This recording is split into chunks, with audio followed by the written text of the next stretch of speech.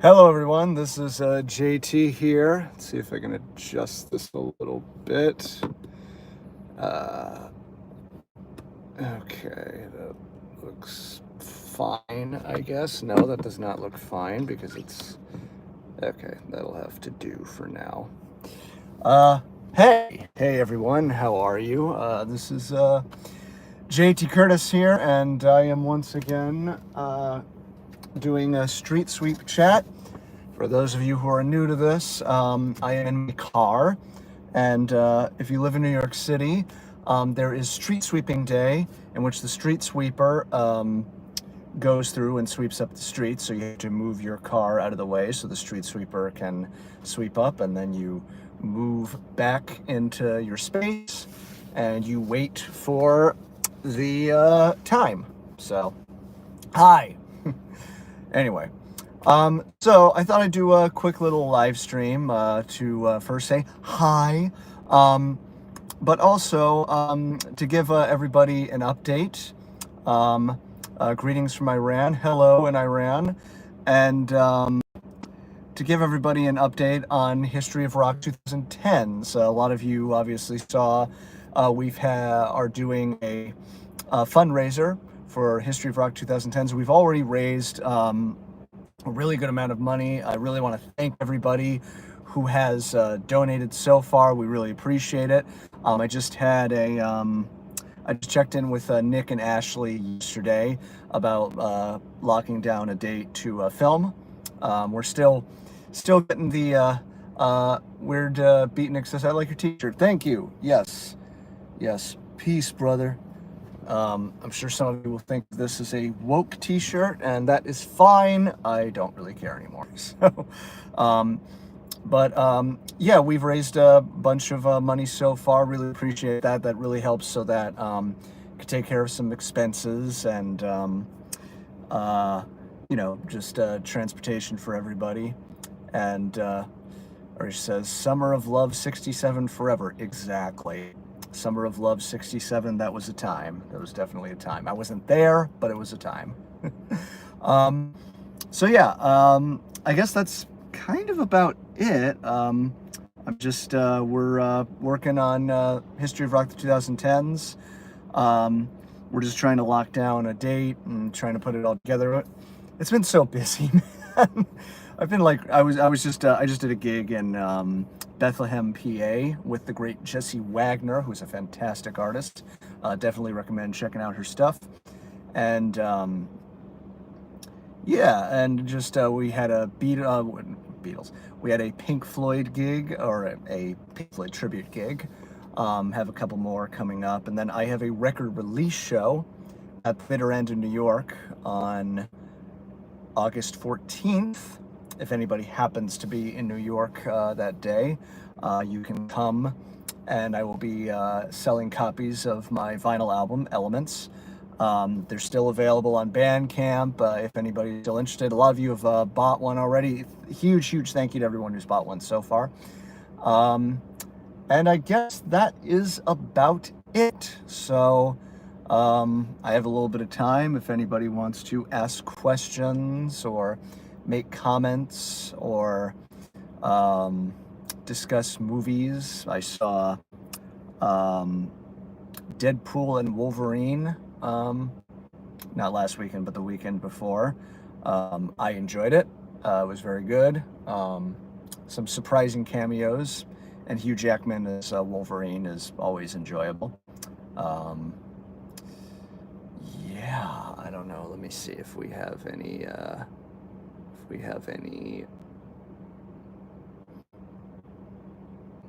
Would you give A Night at the Opera by Queen a goldfish rating?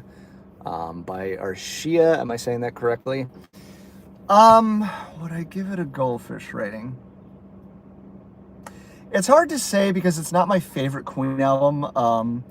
Those who know what my favorite Queen album is, you can post it in the comments below. I tend to like a lot of their earlier stuff.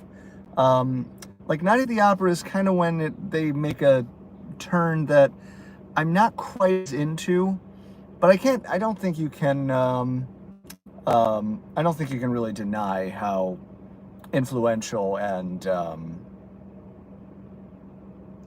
how good an album that Night at the Opera is. I don't think it really hits the right notes for me personally.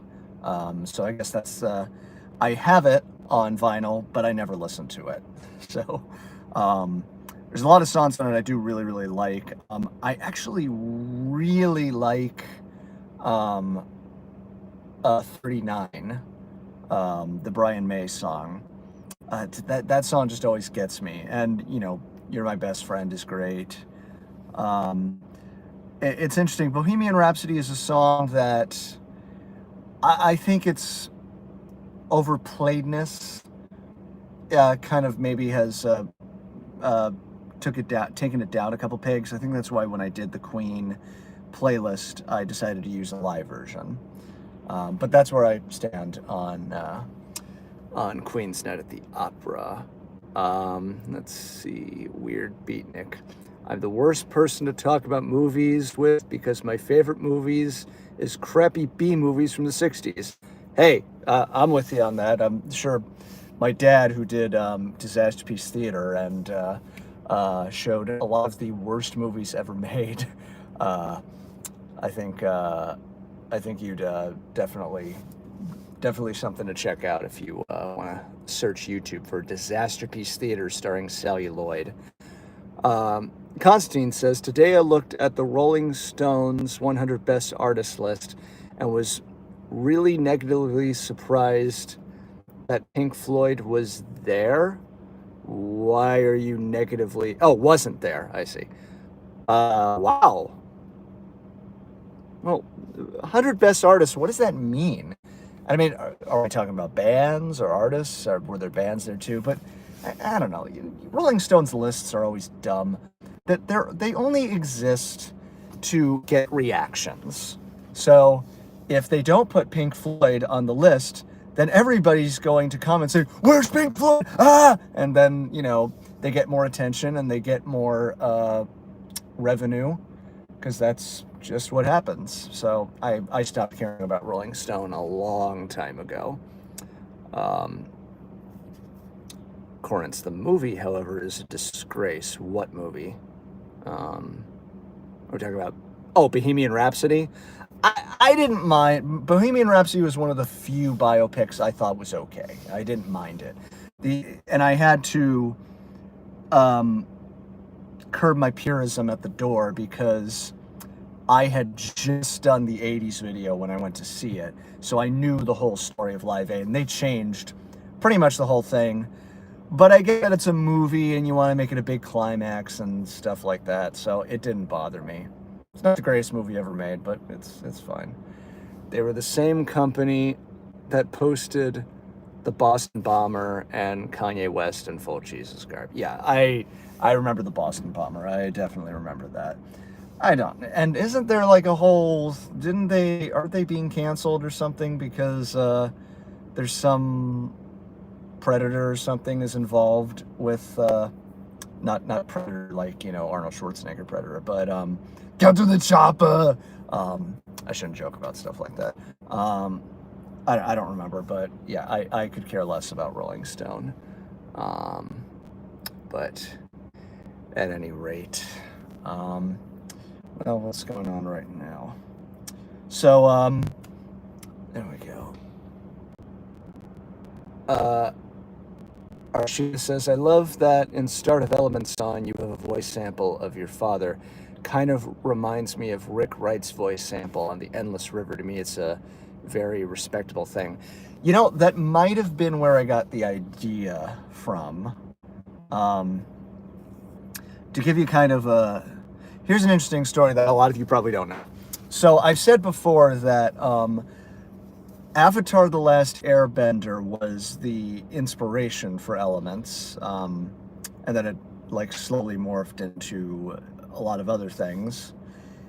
And on a very, very early demo of Air, I used a sample of Uncle Iroh. If anybody knows Avatar: The Last Airbender, Uncle Iroh is like the spiritual guide throughout the show.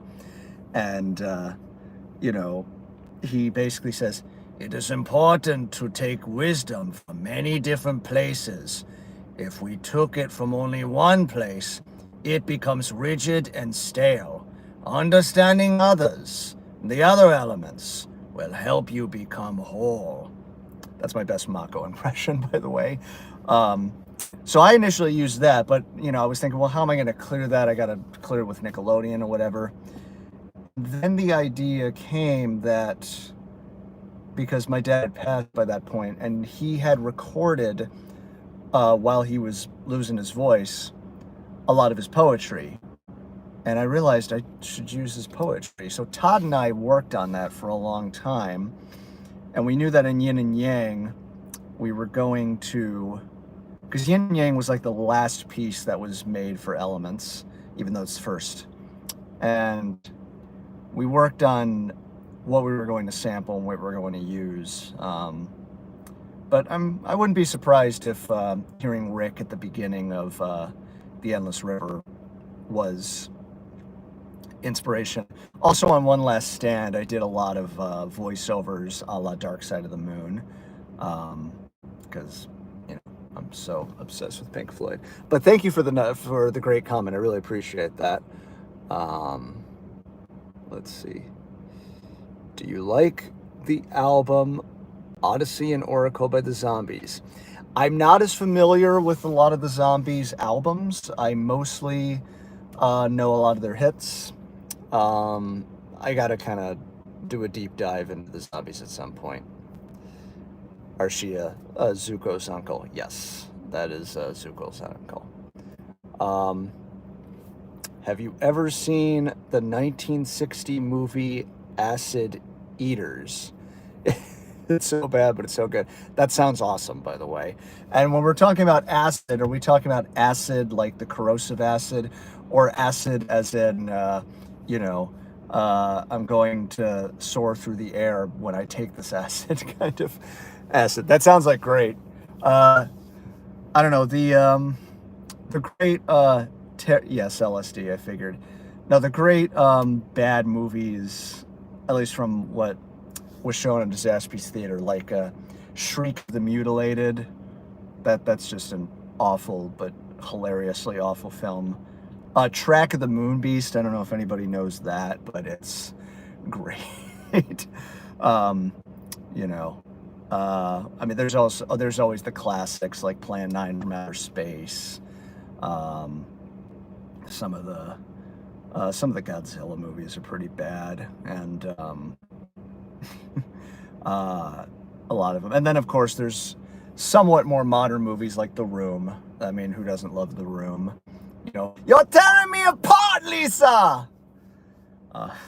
If you've never seen The Room, I highly recommend it. It's so bad, but it's so great. Tommy Wiseau is just the greatest bad actor, bad director, bad everything. When him and Mark, anyway, I go on and on about that. Man, have you seen Scarface movie? Not the Al Pacino one, the one from 1932. Yeah, I know. Everybody knows the Pacino movie, Scarface. Say hello to my little friend. That's my Pacino, by the way. I'm doing a lot of impressions in this stream. I've never seen the original. I know there's an old one from the 30s. I've heard it's very good. But yeah, I've never actually seen it. I've only seen Scarface from the 80s, which I'm not a big fan of, to be honest with you. I think it's kind of a boring film. Cue the Young Frankenstein pitchforks. I get a lot of people who tell me, oh, this is the greatest movie. It's got some great moments in it, but I find it mostly a pretty boring film, to be honest. And I love Pacino. Tony says, hello, hope you are well. I am doing much better. I had a bit of a weird week. A lot of you probably know a lot of you probably know that I'm training for the marathon, the New York City Marathon. I don't look like I'm training for the marathon because I'm fat right now. But because when you train and do a lot of running, all you want to do is eat. and my metabolism is not cooperating like it used to. But I kind of have a little bit of a burnout last week. I wasn't able to hit my long run, and just lot of things going on, personal stuff. You don't want to hear about them. So, yeah, but I'm doing better this week. Thank you. I was putting on my headphones, my friend. Okay, cool. What's your opinion about Frank Zappa, and do you like some of his albums? So, if you didn't see, that is the next JTC playlist. Nick and I are still working on it. We are going to make that video at some point. It's just 2010s has kind of been eating up our time. I've been trying to kind of keep the channel alive with Summer of Prague. A lot of you probably saw we did Tarkus by Emerson, Lake and Palmer. We did Close to the Edge by Yes. That was actually a really fun video to put together. And next is In the Court of the Crimson King. And the last one will be Thick as a Brick by Jethro Tull. I apologize, Genesis fans. We're not going to get to them. I'm going to have a hard time if I ever have to review Genesis, because I've had personal problems trying to deal with copyright issues, mostly from Phil Collins, which isn't, I don't think it's really Phil. You know what? Yes, it is Phil Collins' fault. Everything is Phil Collins' fault, according to South Park anyway. You know, South Park, when they have him going, Ron, I don't think Timmy and the Lords of the Underworld should be playing Lollapalooza, because all they want to do is make fun of him. And now I'm going to play the song that won me the Oscar. It's called You'll Be In Me. You have to understand, all I ever do is quote The Simpsons and South Park. I used to quote Family Guy. I don't care about Family Guy anymore. So this is the world I live in. But Frank Zappa, yes, that video is coming. I got way sidetracked, and as I often do in these streams. Arshia says, I actually have a kind of funny thing to mention for 2010's history of rock and roll. Selena Gomez in the scene, just kidding, but it's sort of pop rock. Man, if this is rock and roll, we are screwed. It is it's been very interesting. You know, what's hard, I think, for us, I think the reason we've kind of been dragging our feet on this a little bit is, one, there's just not a lot to talk about. There are some albums that are good, that I mentioned some of them in the fundraiser video. But there's a lot where you just kind of go, well, what, are we going to talk about these songs that are very clearly, like you said, Selena Gomez? Is that technically rock and roll? I mentioned the 2000s video that a lot of this pop stuff just kind of became rock and roll. So, yeah, it's not really my favorite thing to get into. But it's just also that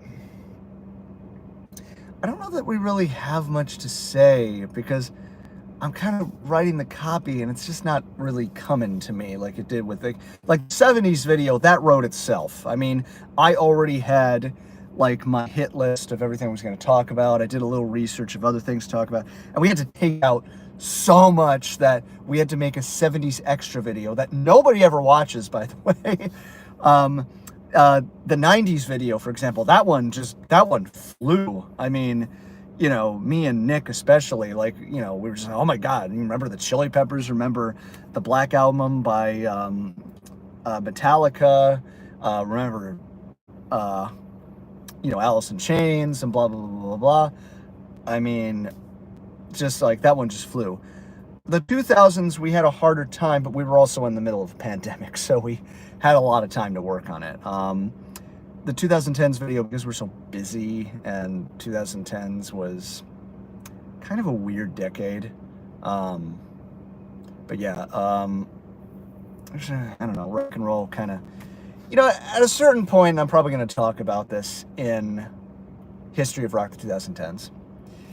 You have to kind of just accept that rock and roll is going the way of jazz, or, you know, classical music, a lot of other genres. Like, take jazz, for example. Jazz is not dead. I mean, there's still plenty of jazz fans, a lot of jazz concerts, there's jazz festivals. You can listen to jazz anytime you want. There's local jazz artists. There's still people putting out jazz. But you're never going to see jazz on the Billboard charts. I mean, maybe once in a while something will kind of slip through. But, you're not going to see like traditional jazz on Top 40 radio. And you're probably not going to see rock and roll in its most raw form.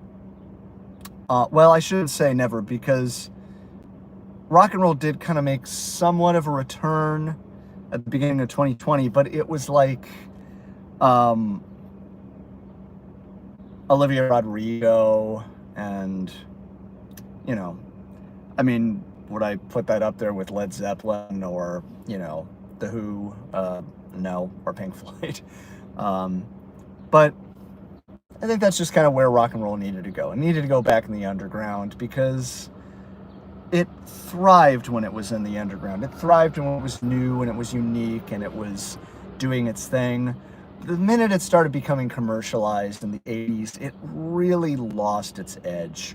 It took the 90s, Nirvana and a lot of the Seattle grunge bands and a lot of the punk bands kind of dialing it back and saying, hey, let's go back to really focusing on the music, enough of the glam and everything like that. We're all going to go on MTV wearing flannel shirts and look like crap and say that the establishment sucks and stuff like that. And that's rock and roll. So anyway, I might have missed, let me see if I missed anything.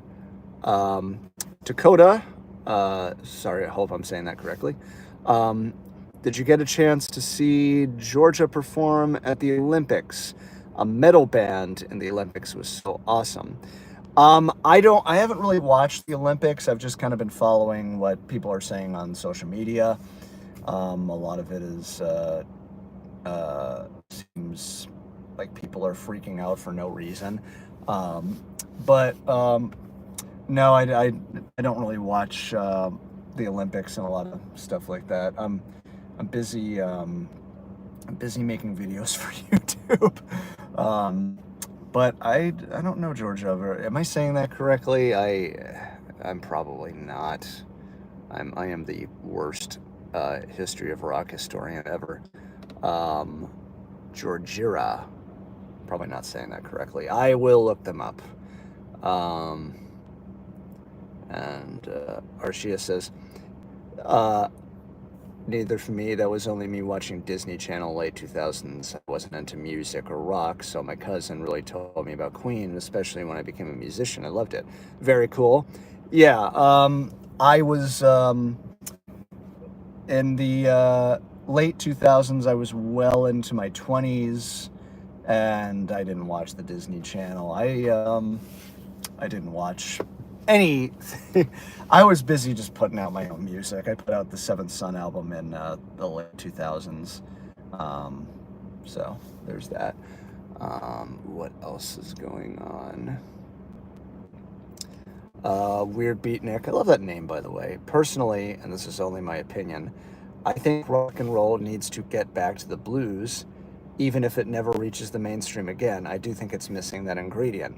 Yeah, I have consistently said that the more rock and roll steps away from the blues, the less authentic it sounds. Like, obviously when rock and roll started, it was blues music. There was a bit of a, it did take a little bit of like some like country rhythms and stuff like that, but for the most part, it's blues music. It's 1-4-5 blues. Johnny B. Good and Lon Tell Sally, whole lot of shaking going on. So Jailhouse Rock, even a little bit of an inverted blues, but yeah. And then, excuse me. The 60s, the blues continues. The Rolling Stones were a blues band. Even the Beatles always kind of had a little bit of a blues influence in what they were doing. The Who, Cream basically was a blues band. Hendrix was into blues. Pink Floyd was named after to blues musicians. And all throughout the 70s, Led Zeppelin was into blues, and Black Sabbath, and blues always retained its influence. Um, and then going into the 70s, the 80s, it kind of starts to step away from that and gets a little too glamorous and stuff. I've talked about that. A little synth driven sometimes. But then 90s, you get Nirvana covering Lead Belly. Pearl Jam's very blues based. And then it's interesting because like in the 2010s, you listen to the Black Keys, very blues based. And so you can definitely see how returning to the blues really brings rock and roll back to its roots. And the further it steps away from that, I think it's a problem. I kind of feel a similar thing with hip hop too, because I kind of had this realization recently that when I think back to hip hop from like the 80s and 90s, it also had a blues influence and very much an R&B influence. A lot of those hip hop guys, take Flavor Flav, speaking of the Olympics, Public Enemy or Chuck D, all those guys were R&B guys. That's what they grew up listening to. So I'd say up until the 2000s, hip hop definitely had an R&B influence, and they sampled from James Brown. And then some point in the 2000s, it became pop music. A lot of times when I listen to hip hop now, it sounds like pop music. So I think that's probably why hip hop's been not as popular recently. I think it's lost a little bit of that authenticity, at least in the mainstream. There's a lot of, like I said, there's always going to be indie artists, and you got like your Kendrick Lamars and stuff like that. And even rock and roll, you've always got your indie artists who are still doing cool things, like myself, I guess. Whether you all think my stuff is cool or not is subjective. But yeah, I think you're right. It does need to kind of get back to the blues. I might do a couple more of these, and then I have to start heading back. Look, pop music hasn't changed since the 90s. If we bring the 60s and 70s rock and roll formula with today's production, it could still be mainstream. Yeah, that's true. Pop music's changed a little bit, mostly because of auto-tune. There's a little bit of auto-tune in the 90s, but it went crazy. So yeah. Constantine says, blues is the foundation to a lot of genres, even jazz in a way. Absolutely. Yeah, jazz definitely came from blues. The Pretty Things were very bluesy. Oh yeah, definitely the most underrated band of all time. The self-titled debut and Bare as Bone, Bright as Blood are very bluesy influenced. I gotta check that out again. But with that said, this is going to have to be the end of the stream. Thank you everybody for joining. I know it was kind of a short stream. Just wanted to give you an update on History of Rock 2000s. Thank you so much to everybody who has donated so far. We really appreciate it. And hopefully by the end of August, we're going to start filming. We were hoping to film earlier, but we couldn't get it together. It was just, we really need time to sit with the script and work it out. We still have time to get it done for the 10th anniversary, so I think we'll be okay. It's just not, I don't think it's going to be as long as the other episodes, but it'll still be fun. We'll have fun with it. And that's about it. So I will see you all soon. I have my record release show in New York City coming up on August 14th. I know a lot of you say, can you live stream it? I generally do not live stream shows because I sort of feel like the whole point is to come see it in person. But I'm sure we'll film some stuff so you get to see little snippets and stuff. But anybody who can make it to New York, come on out, see the show. We've also got some Pink Floyd shows coming later in the year, and probably a couple other little things. So anyway, thank you all for joining, and I will see you all next time. If I can figure out how to end this thing. I don't know how. Oh, there it is. I'm an idiot. All right. I'll see you all later.